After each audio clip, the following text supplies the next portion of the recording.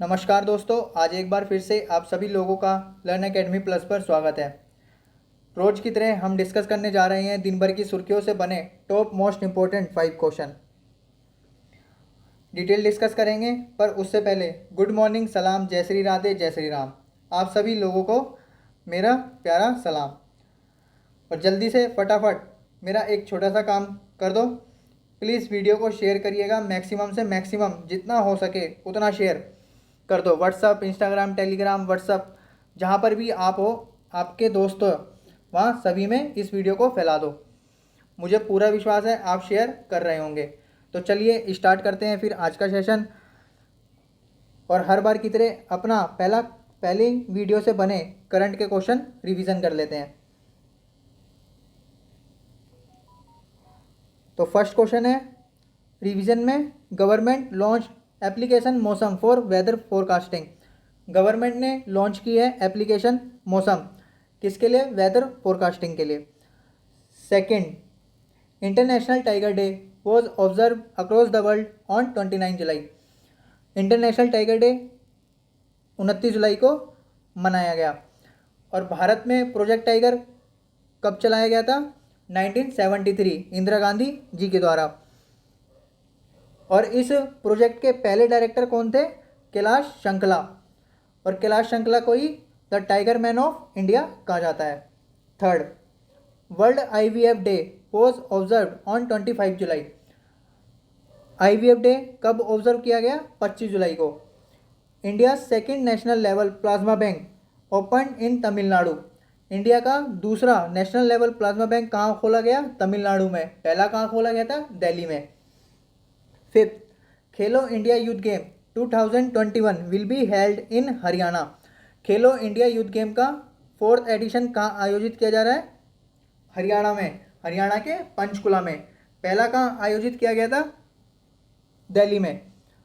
6, Flipkart started hyper local service Flipkart quick. Flipkart ने शुरू की hyper local service Flipkart quick. Flipkart 90 दिन के अंदर अंदर अपने कस्टमर को सामान उनका पहुंचा देगा। 7th, Maldives celebrated 55 independence day on 26 जुलाई। मालदीव ने सेलिब्रेट किया अपना इंडिपेंडेंस डे 55वां 26 जुलाई को। मालदीव कब आज़ाद हुआ था? 1965 में। तो अब शुरू करते हैं करंट के क्वेश्चन जो दिन भर की सुर्खियों से बने हैं। पहला क्वेश्चन है आज का, who has become 7th bowler to take 500 test wicket.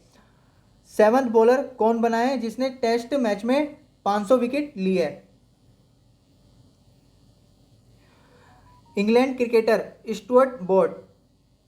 कौन बने हैं? स्टुअर्ट ब्रॉड, जिन्होंने 500 विकेट ली है। इससे पहले केवल 6 ही प्लेयर ऐसा कर पाए हैं।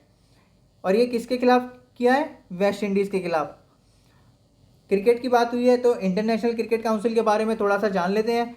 इंटरनेशनल क्रिकेट काउंसिल का हेडक्वार्टर कहाँ पर है? दुबई में, यूएई के अंदर। और क्रिकेट किन किन कंट्री का नेशनल गेम है? तो इंग्लैंड और Austria. Next question, IMF grant 4.3 billion to which country to fight Covid. IMF ने 4.3 अमेरिकन बिलियन डॉलर किस कंट्री को कोविड-19 से लड़ने के लिए दिए हैं? The International Monetary Fund IMF has approved USD 4.3 billion to South Africa in emergency funding. तो IMF ने किस कंट्री को दिया 4.3 बिलियन अमेरिकी डॉलर? साउथ अफ्रीका को। ये अभी तक का सबसे लार्ज अमाउंट माना जा रहा है जो कोरोना वायरस पेंडेमिक से लड़ने के लिए किसी कंट्री को दिया गया है। IMF के बारे में जान लेते हैं। IMF कब फाउंडेड हुआ था दोस्तों? 27 दिसंबर 1945 को। इसकी मैनेजिंग डायरेक्टर कौन है? Kristalina Georgieva. और चीफ इकोनॉमिस्ट है इनकी गीता गोपीनाथ। ये इंपॉर्टेंट बन जाता है क्योंकि ये एक इंडियन ओरिजिन की अमेरिकन है। ये रही आपकी गीता गोपीनाथ और ये रही आपकी क्रिस्टेलिना जॉर्जिया। और आईएमएफ का हेडक्वार्टर कहाँ पर है? वॉशिंगटन डीसी, यूनाइटेड स्टेट्स के अंदर। और 189 कंट्री आईएमएफ की मेंबर है। और ये किसकी पेरेंट ऑर्गेनाइजेशन है? तो पेरेंट ऑर्गेनाइजेशन है यूनाइटेड नेशन, इसकी ही संस्था है IMF. Next question, which company made it's first flight in Uttarakhand under the Modi governments regional air connectivity scheme? Modi government regional air connectivity scheme के तहत किस कंपनी ने अपनी फर्स्ट फ्लाइट उत्तराखंड में उड़ाई?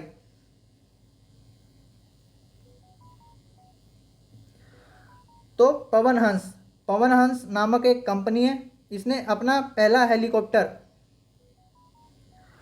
Modi government regional air connectivity scheme के तहत देहरादून से न्यू टेहरी, श्रीनगर और गोचर रूट के लिए हेलीकॉप्टर सर्विस को शुरू किया है। इसका इनॉग्रेटेड किया गया है civil aviation minister Hardeep Singh Puri and Uttarakhand chief minister Trivendra Singh Rawat द्वारा। ये पूरा इसका किराया रहेगा दोस्तों, क्योंकि ये चारधाम यात्रा के लिए भी चारधाम यात्रा को आसान कर देगी। Next question, recently who has appointed as CEO of Paytm money? Paytm money के सीईओ के रूप में किसे अपॉइंट किया गया है? तो Paytm money appoints Varun Shridhar as CEO. Paytm money ने अपॉइंट किया है वरुण श्रीधर को सीईओ के रूप में। पेटीएम मनी एक सब्सिडरी है 197 कम्युनिकेशन लिमिटेड कंपनी की, जो ऑपरेट करती है पेटीएम को। पेटीएम के बारे में जान लेते हैं। पेटीएम, इसके फाउंडर है विजय शेखर शर्मा, और ये कंपनी फाउंडेड हुई थी 2010 में नोएडा के अंदर। इसका हेडक्वार्टर भी नोएडा के अंदर है और इसके सीईओ भी विजय शेखर शर्मा ही है। पेरेंट ऑर्गेनाइजेशन 197 कम्युनिकेशन, जैसा कि मैंने अभी बताया, और 197 कम्युनिकेशन लिमिटेड कंपनी कब फाउंडेड हुई थी? 2000 में। नेक्स्ट क्वेश्चन,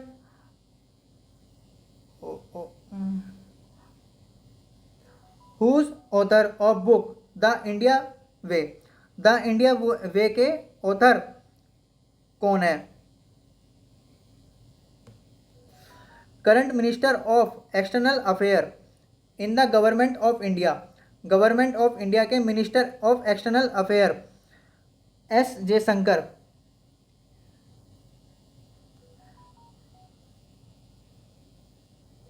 एस जयशंकर ने इस बुक को लिखा है। और अदर इंपॉर्टेंट बुक्स की बात करें तो फ्रीडम इन एक्साइल, ये लिखी गई है दलाई लामा के द्वारा। इंडिया एट रिस्क, ये लिखी गई है जसवंत सिंह के द्वारा। फ्लड ऑफ फायर, ये बुक लिखी गई है अमिताभ घोष जी के द्वारा। The story of Kashmir through the ages, ये बुक लिखी गई है अर्जन नाथ चाकू के द्वारा।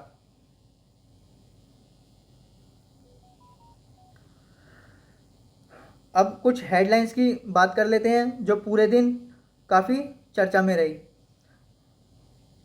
Last surviving daughter of Nizam of Hyderabad pass away. Hyderabad के निजाम की लास्ट डॉटर का निधन हो गया। निजाम कौन थे? तो निजाम हैदराबाद स्टेट के लास्ट रूलर थे।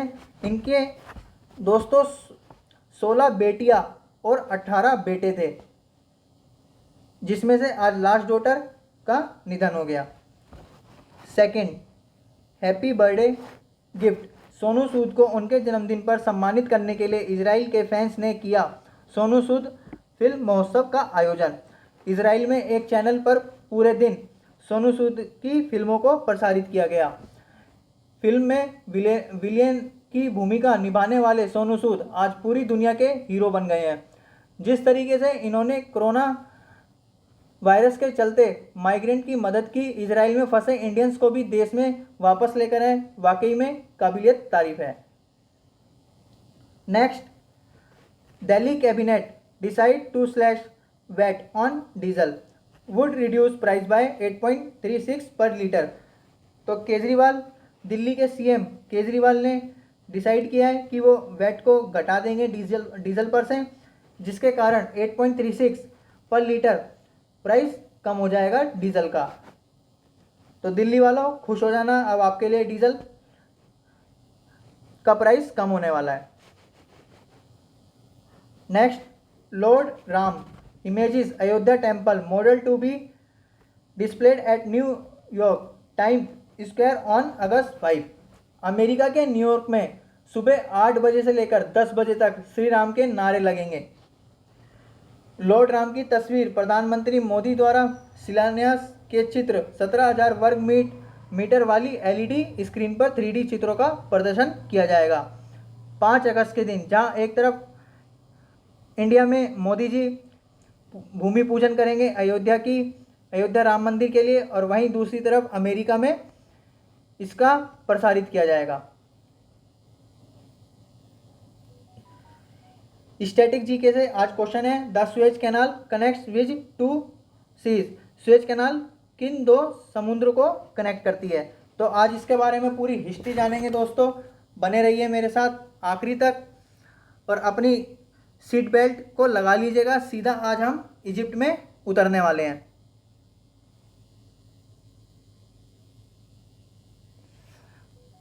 तो Suez Canal, the Suez Canal is an artificial sea level waterways in Egypt connecting the Mediterranean Sea to Red सी।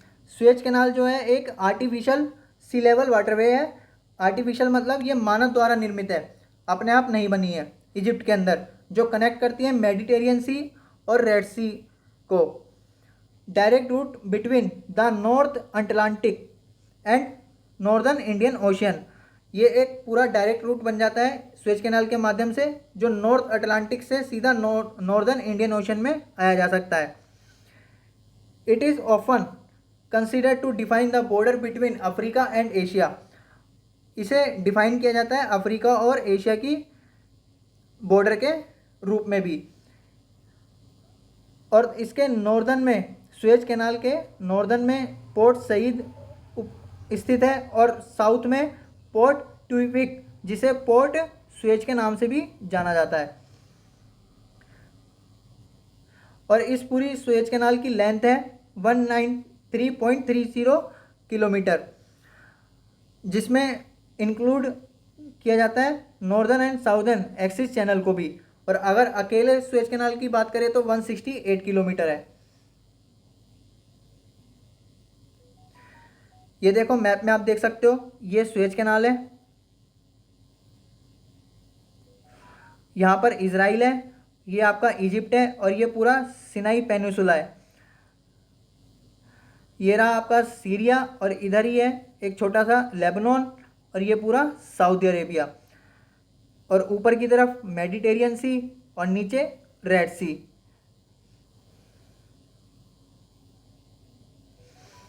थोड़ा और क्लियर करके देखते हैं। ये रही आपकी सुएज कैनाल, आपका यहाँ पे मेडिटेरियन सी और ये नीचे पूरा रेड सी। रेड सी से आगे आकर ये इंडियन ओशियन हो जाएगा आपका।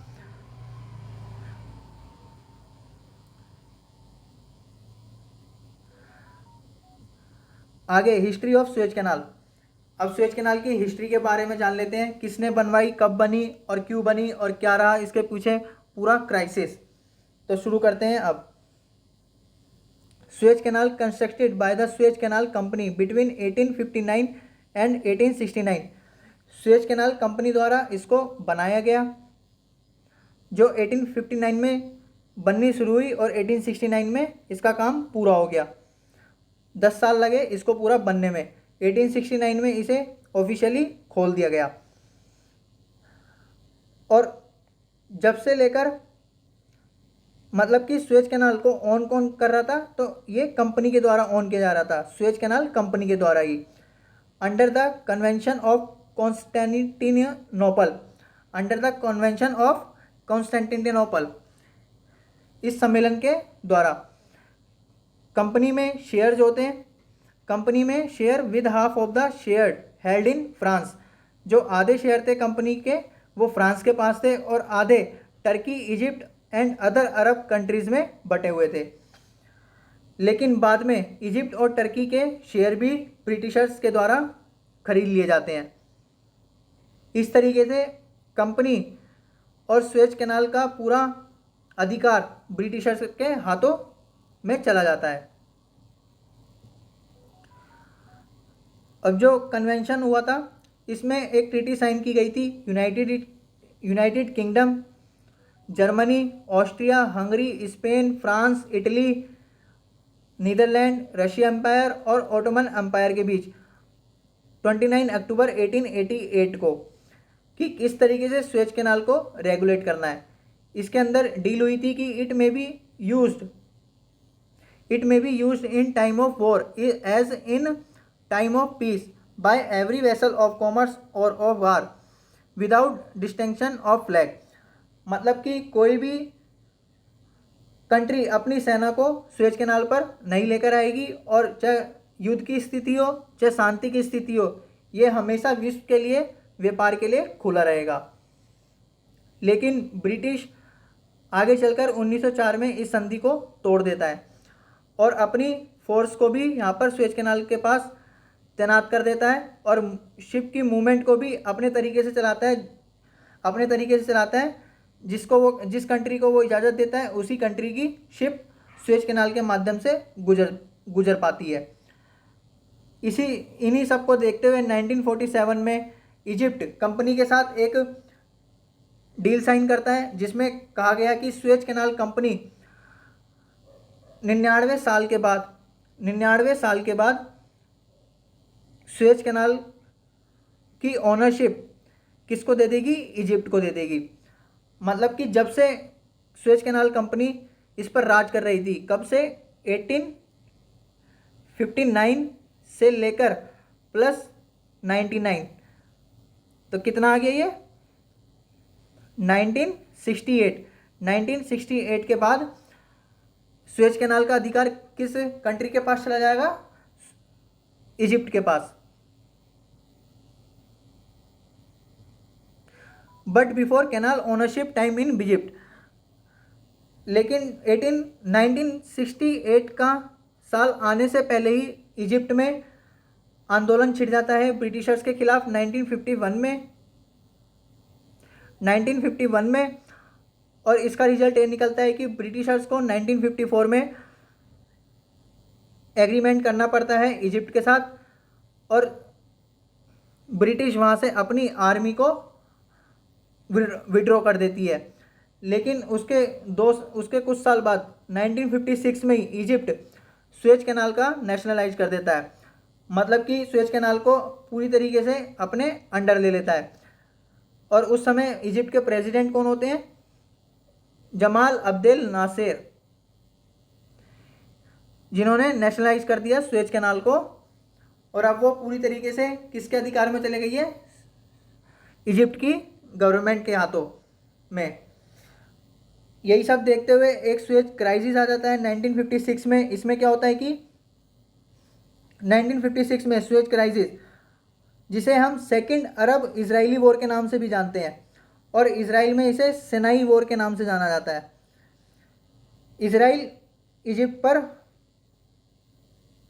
हमला बोल देता है और जिसको पीछे से बैकअप यानी कि सपोर्ट प्राप्त होता है यूनाइटेड किंगडम का और फ्रांस का। इस पूरे अटैक का एम क्या था कि western control of the Suez canal, कि दोबारा से स्वेज कैनाल का कंट्रोल किसके हाथों आ जाए? वेस्टर्न के हाथों। और इजिप्ट के जो प्रेसिडेंट हैं जमाल अब्देल नासर, इनको हटा दिया जाए।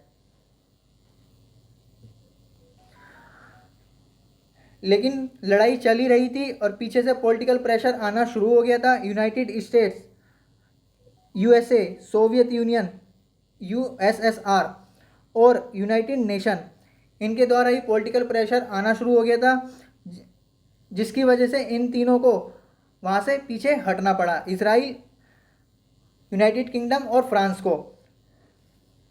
और 1956 से लेकर 1957 तक ये स्वेज कैनाल बंद रही और उसके बाद इजराइल इसराइल ने fulfilled some of its objectives such as attaining freedom of navigation through the Strait of Tiran, which Egypt had blocked to Israel shipping since 1950. 1950 में इजिप्ट ने यहाँ से जो इसराइल के व्यापार होता था इसे पूरे रास्ते को ब्लॉक कर दिया था और इसे इसराइल ने 1957 जो वॉर हुई 1956 में तो इस रास्ते को खोल लिया। अब इस पूरे कन्फ्लिक्ट का रिजल्ट क्या निकलता है? United Nation created the UNEF peace keepers to police the Egyptian Israeli border. United Nation ने एक इमरजेंसी फोर्स बनाई पीस कीपर्स के नाम से, और Britain prime minister Anthony Eden ने रिज़ाइन दिलवाया, यानी कि इन्होंने रिज़ाइन दे दिया। और Canadian external affair minister Lester Pearson won the Nobel Peace price.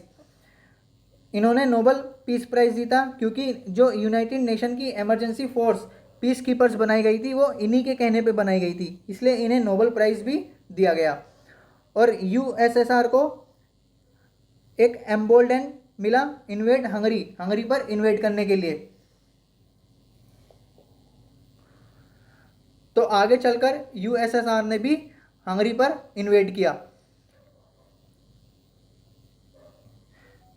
ये देखिए, अगर थोड़ा रास्ते को देखना चाहें आप तो पहले जब सुएज कैनाल नहीं थी तो यूरोप से अगर भारत आना होता था तो पूरा नॉर्थ अटलांटिक ओशन से होते हुए साउथ अटलांटिक ओशन और फिर इंडियन ओशन में से होते हुए भारत आते थे। लेकिन सुएज कैनाल बनने के बाद यूरोप से सीधा सुएज कैनाल से रेड सी और रेड सी से आपका सीधा इंडियन ओशन। जो पहले रास्ता 19,800 किलोमीटर का था वो बाद में केवल 11,600 किलोमीटर का रह गया था। अब आज का सेशन यही एंड करते हैं और आपसे एक क्वेश्चन पूछ रहा हूँ, उसको नीचे कमेंट बॉक्स में दीजिएगा कि यहाँ पर एक स्टेट है उसका नाम बताना है आपको, तो नीचे कमेंट में मेंशन कीजिएगा। इसी के साथ आज का वीडियो एंड करते हैं। आगे की अपडेट के लिए बने रहिए हमारे चैनल के साथ। Bye bye, take care.